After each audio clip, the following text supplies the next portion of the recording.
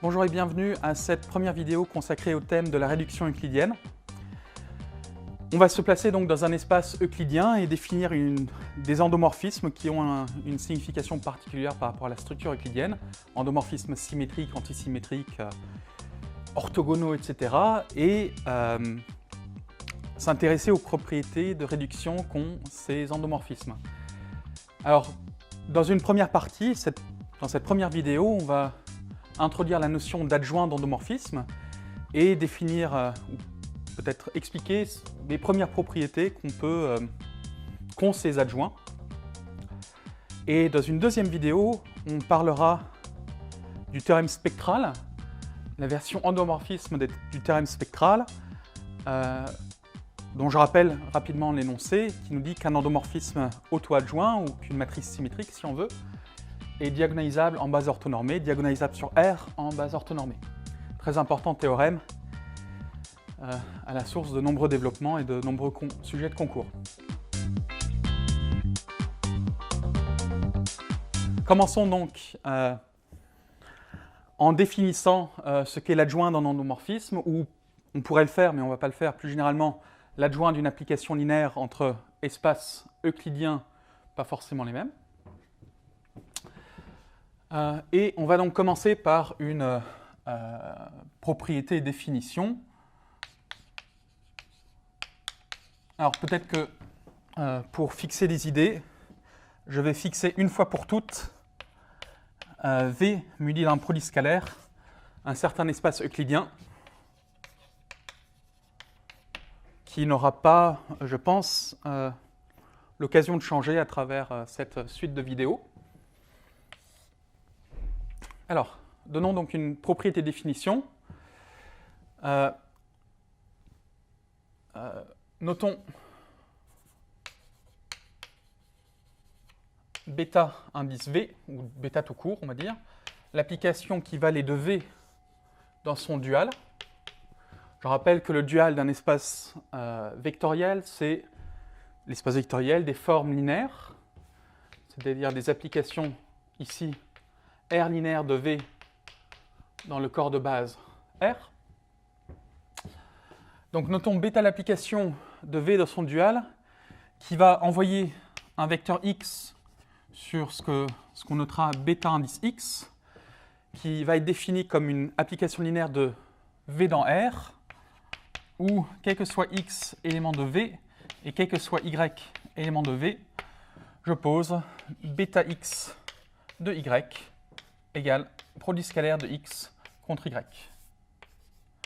Donc, on pourrait imaginer de noter de manière un petit peu abusive bêta X, l'application produit scalaire contre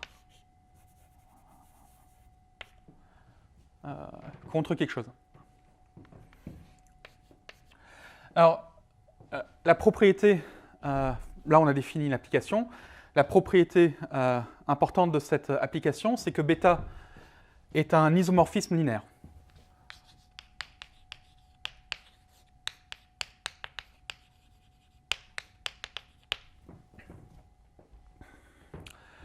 Si vous avez déjà regardé la vidéo sur les structures euclidiennes, sur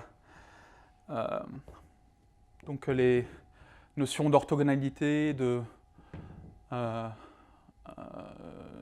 Gram-Schmittisation, etc. Donc la vidéo consacrée aux espaces euclidiens sans aucune ambition de réduction. Vous avez rencontré cette application bêta, on l'avait déjà définie à l'époque, et on avait démontré que bêta était bien une application linéaire et que c'était un isomorphisme. Donc je vais vous laisser, si vous voulez bien, la vérification des assertions qui sont implicites ici, ou qui sont en fait explicites, à savoir la linéarité et la bijectivité. Je vous laisse ça en exercice chez vous. Et on va aller directement à la propriété définition de l'adjoint d'une application linéaire, ou d'un endomorphisme. Donc, propriété définition. Alors, soit U un endomorphisme de V il existe une unique application linéaire ou un unique endomorphisme qu'on va pour l'instant noter V, de V majuscule, tel que pour tout x, y dans V, on est que le produit scalaire de ux contre y soit égal au produit scalaire de x contre vy. Alors, pour le coup, cette propriété, on va la démontrer à l'aide de cette propriété définition, enfin à l'aide de ce qu'on sait sur cette application bêta. Et peut-être avant d'en venir à la démonstration, cette application linéaire, on note alors U étoile ce V, et on l'appelle l'adjoint de U relativement à la structure euclidienne crochet. C'est l'adjoint de U relativement au produit scalaire crochet. Alors, c'est pas forcément très important dans la vie de tous les jours quand vous faites des exercices, mais il faut bien avoir conscience que le V que nous allons définir dans cette propriété définition dépend de manière essentielle du produit scalaire. C'est-à-dire que si on choisissait un autre produit scalaire, on définirait une nouvelle application V qui ne serait pas a priori égale au V de ce premier produit scalaire. Ok, alors donnons la démonstration.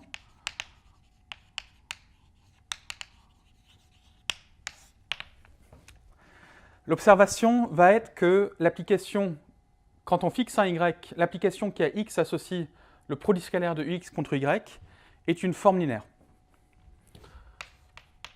Soit Y élément de V, l'application de V dans R qui a X associe le produit scalaire de UX contre Y est une forme linéaire.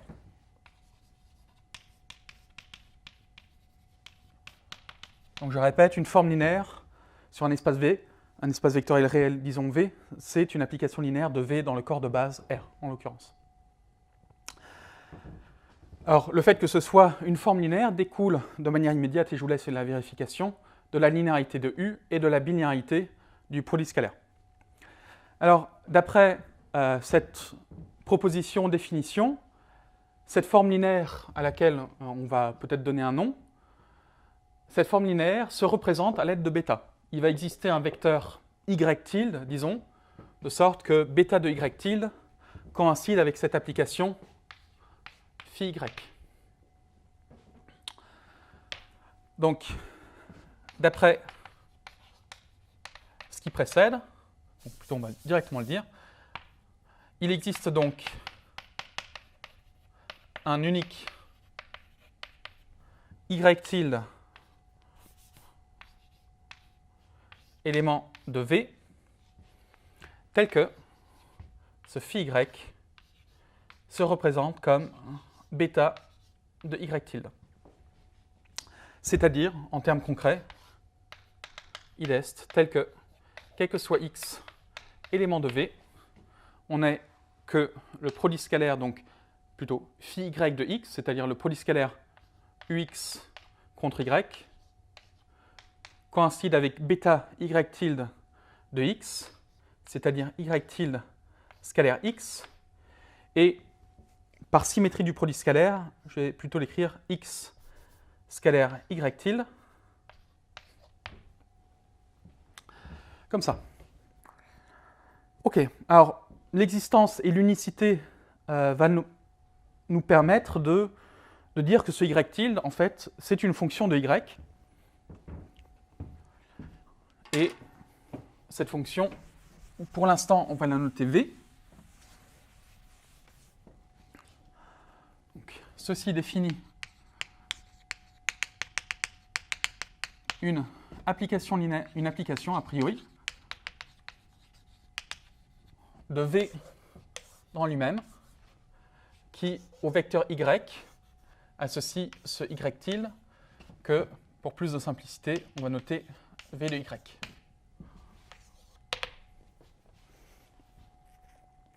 Il faut montrer que ce V est une application linéaire. Donc, montrons que V est une application linéaire.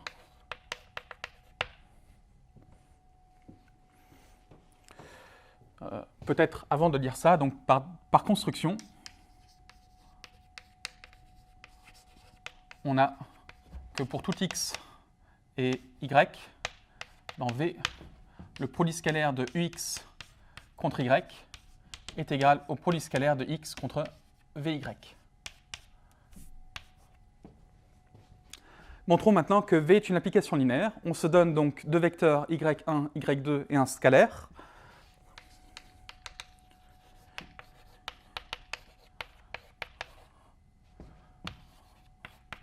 Lambda. Et il s'agit de comparer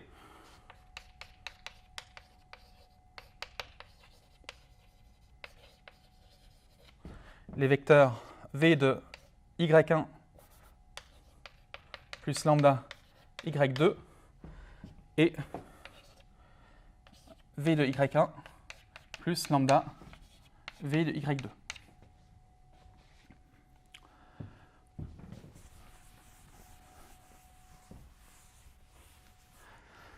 Alors, par définition,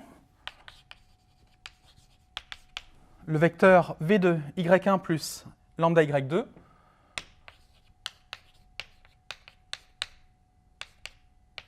est l'unique vecteur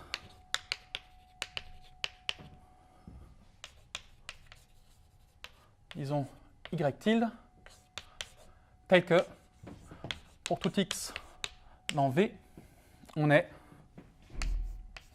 u de x scalaire y1 plus lambda y2 est égal à x scalaire y tilde. Ça, c'est la définition de ce vecteur v de y1 plus lambda y2. Or, par bilinéarité du polyscalaire, alors pour tout x élément de V, on a que ux scalaire y1 plus lambda y2 est égal à u de x plus scalaire y2 y1 plus lambda u de x scalaire y2. Et là aussi, par définition de cette application V,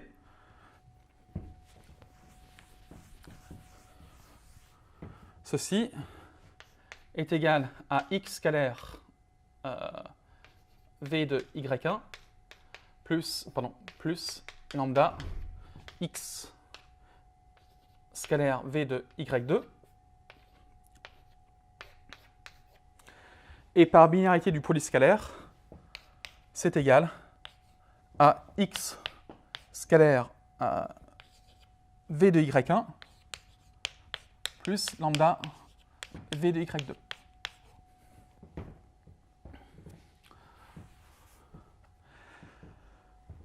Alors, récapitulons. Ce vecteur v de y1 plus lambda y2 est l'unique vecteur y tilde tel que pour tout x, on ait cette égalité. Or, on vient de démontrer que pour tout x, ce premier morceau, u de x scalaire y1 plus lambda y2, qui est le morceau de gauche dans cette égalité, s'écrit comme x scalaire ce bidule. Alors, la portion d'unicité entraîne que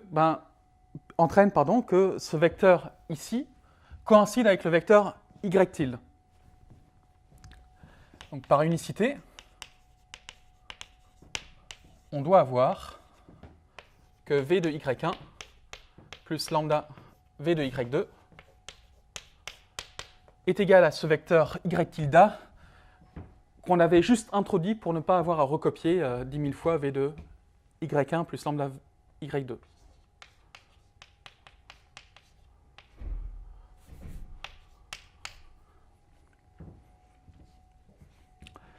Très bien.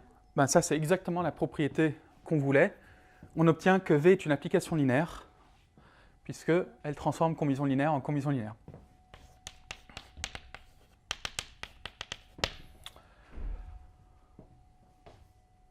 OK.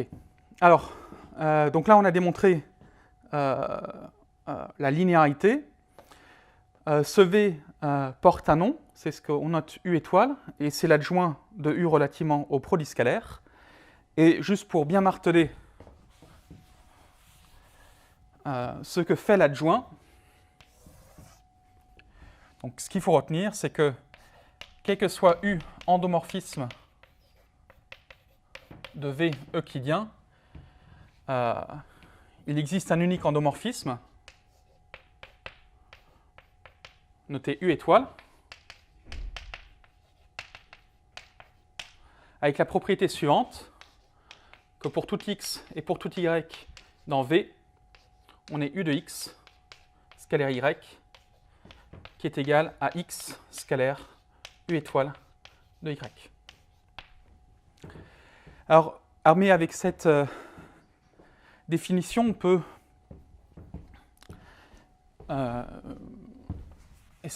et l'existence de cet adjoint, on peut montrer la proposition suivante, mais que je vais laisser à votre discrétion, qui est que donc l'application qui va des endomorphismes de V dans lui-même, que je notais juste étoile, qui envoie U sur son adjoint U étoile, que cette application est une application linéaire,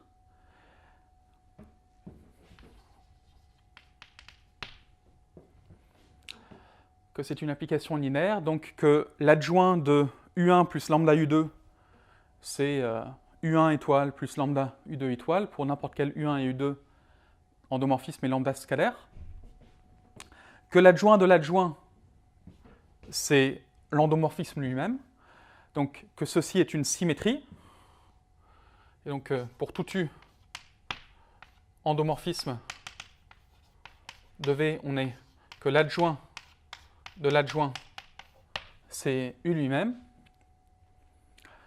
et que pour tout U et V endomorphisme de V, on est que l'adjoint de la composée coïncide avec la composée des adjoints dans le sens inverse.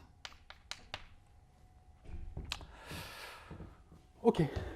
Donc ça, je ne vais pas le démontrer. Je vous laisse le faire si vous ne connaissez pas encore cette notion.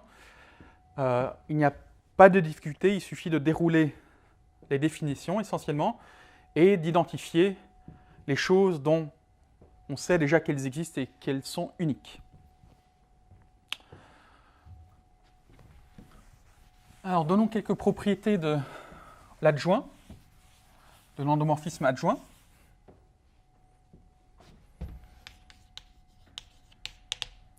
Soit U un endomorphisme.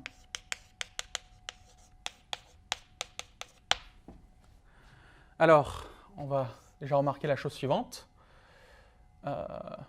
L'image de l'adjoint est égale à l'orthogonale du noyau de U. Et de même, le noyau de l'adjoint est égal à l'orthogonale de l'image de U. En particulier, cette égalité ici va nous dire quelque chose sur le rang de l'adjoint. La dimension de l'orthogonale du noyau de U, vous savez que c'est la dimension de V moins la dimension du noyau de U. D'après le théorème du rang, dimension de V moins dimension de KRU, c'est le rang de U. Donc cette égalité va nous dire que la dimension à gauche, qui est le rang de U étoile, coïncide avec le rang de U. Donc U étoile et U ont même rang. On va pour l'instant s'en tenir à ça.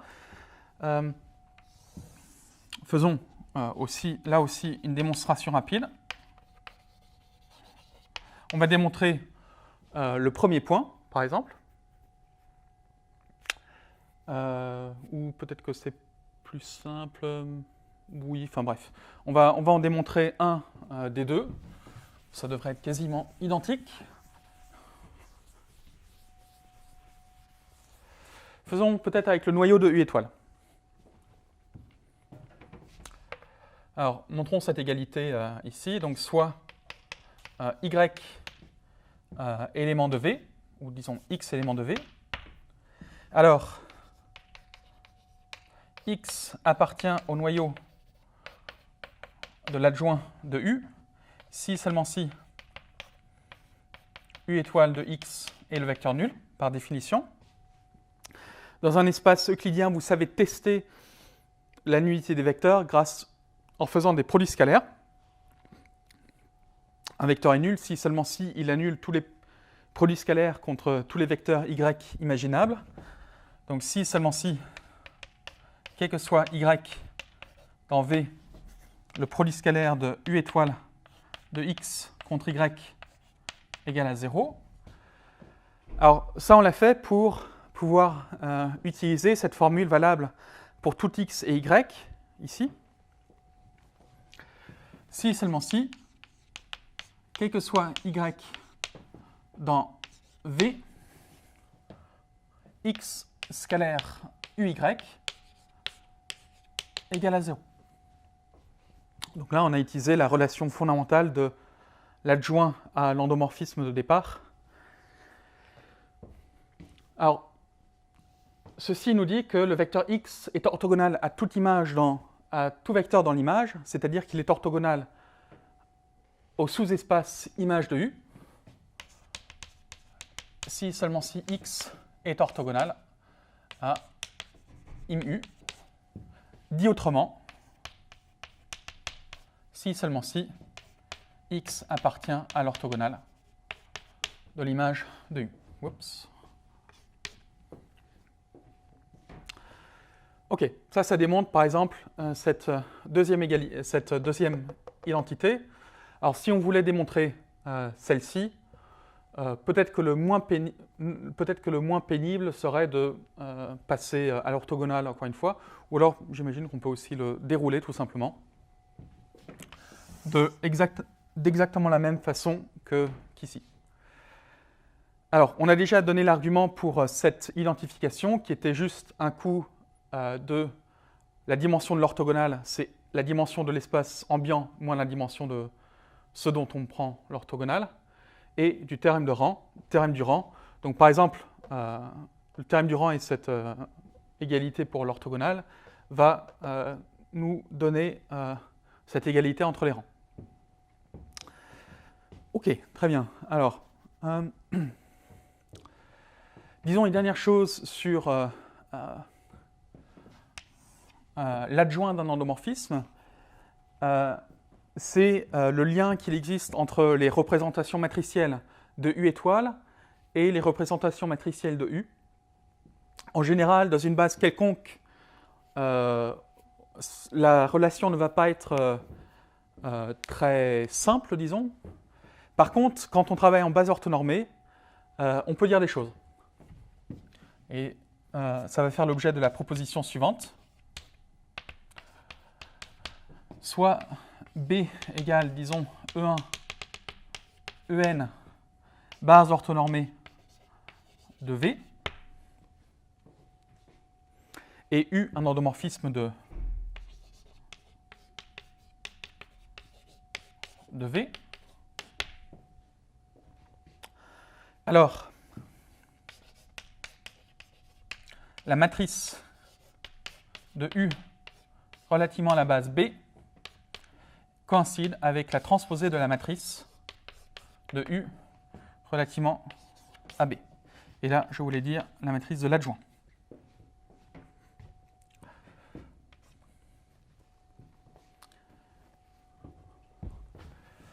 Donc,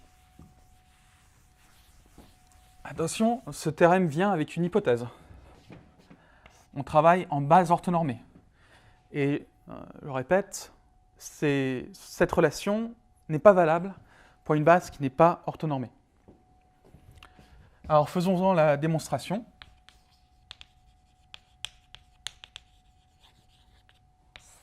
On va introduire les coefficients matriciels de U.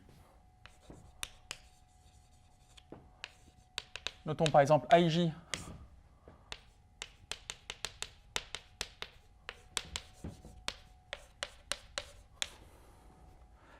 la matrice de U relativement à la base, B ronde. Donc IJ, c'est la matrice de U relativement à B.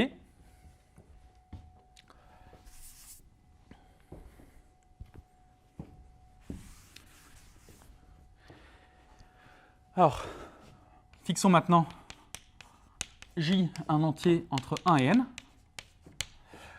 Notre but, c'est donc de trouver l'expression du vecteur U étoile de EJ comme combinaison linéaire des vecteurs E1, En. Et peut-être notons aussi BIJ, la matrice de l'adjoint de U relativement à B. Notre but, c'est donc de trouver les coefficients BIJ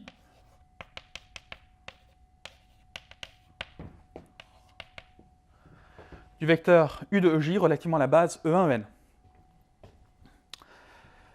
La base E1, En est une base orthonormée, donc les coefficients d'un vecteur, on peut les exprimer grâce à des produits scalaires. Ça, c'est une propriété fondamentale des bases orthonormées qu'on va rappeler ici. Rappelons que si x élément de V se décompose, que si x élément de V, alors relativement à la base orthonormée, x s'écrit comme la somme pour i allant de 1 à n des produits scalaires de x, EI contre EI, porté par EI. Donc ce vecteur, on va pouvoir l'exprimer grâce à cette formule aussi. Donc ainsi, on obtient aussi que U étoile de EJ est la somme pour i allant de 1 à n des produits scalaires de U étoile EJ contre EI porté par EI. Là, on utilise la propriété fondamentale qui lie l'adjoint à l'endomorphisme U, qui est que ceci s'exprime comme le produit scalaire de U de EJ contre EI, EJ contre U de EI.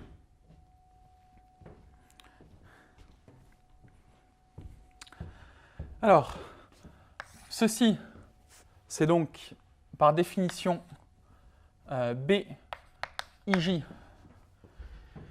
puisque c'est le ième coefficient du vecteur U étoile de EJ dans la base E1, En.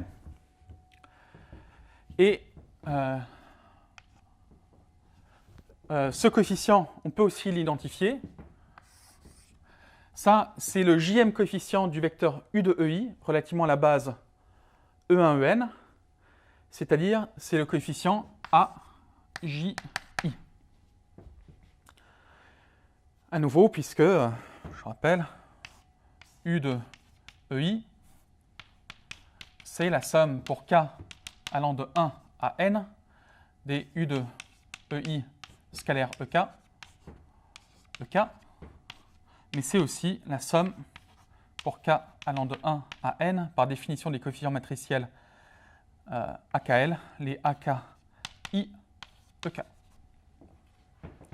Donc ces deux coefficients coïncident et donc on obtient en conclusion que le IGM coefficient de la matrice de U étoile relativement à la base B, à la base orthonormée B, est égal au JIM coefficient de la matrice de U relativement à cette même base orthonormée B.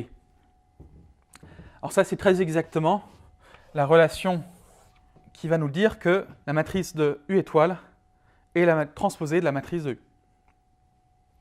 Donc ceci achève la démonstration. Donc, ainsi, la matrice, disons, des BIJ est égale à la transposée de la matrice des AIJ. C'est exactement ce qu'on avait annoncé. On est maintenant... on va du coup définir des classes d'endomorphisme particuliers. Donc, grâce à cette proposition, on obtient la propriété définition suivante, qui va nous dire la chose suivante. Donc, soit disons, A, disons, S, A et U des endomorphismes de V euclidien. Alors, S étoile égale à S si et seulement si, et peut-être que je donne une base orthonormée.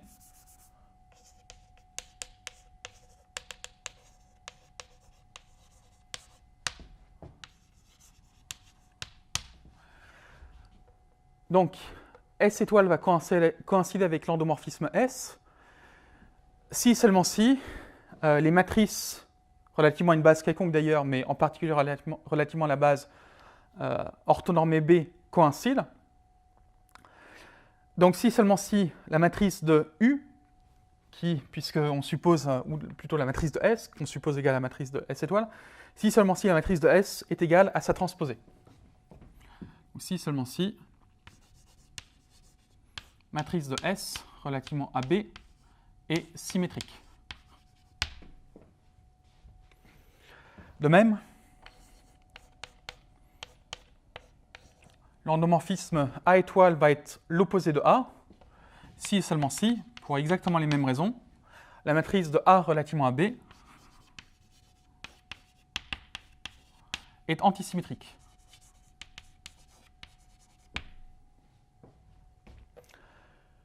Et U, qu'on va supposer peut-être inversible,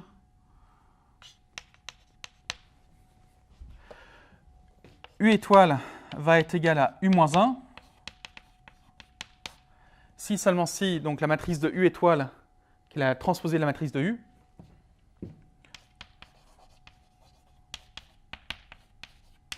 est égale à la matrice de U moins 1. Alors peut-être qu'on peut le... on va peut-être le dire autrement. J'ai oublié cette relation d'inversibilité et je vais dire plutôt U étoile U égale identité de V, si seulement si la transposée de la matrice de U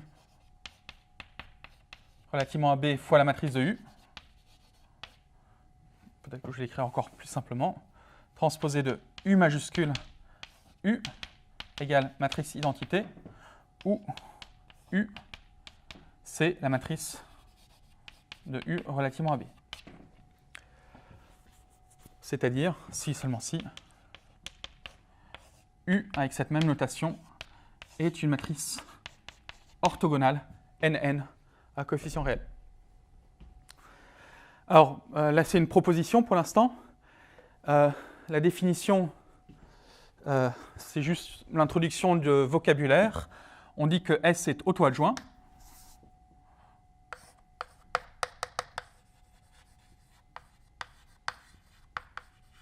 S'il satisfait ça, on dit que A est antisymétrique, ou alors symétrique aussi. A est antisymétrique s'il satisfait cette relation. Et on dit que U est orthogonal s'il satisfait à cette relation-là. Et ce qu'on vient de raconter dans cette proposition, c'est que ces propriétés d'être auto-adjoint, antisymétrique ou orthogonal peuvent se lire par les propriétés analogues sur les matrices associé dès lors que, à nouveau c'est très important, on travaille en base orthonormée. Donc l'endomorphisme S est auto-adjoint / symétrique, c'est seulement si sa matrice relativement à une base orthonormée B est symétrique, de même pour l'antisymétrie et pour l'orthogonalité. Ok, alors donc maintenant on a défini le vocabulaire de base relatif aux endomorphismes dans le cadre euclidien, donc la notion d'endomorphisme auto-adjoint, antisymétrique, orthogonal. On aurait pu introduire aussi la notion d'endomorphisme normal.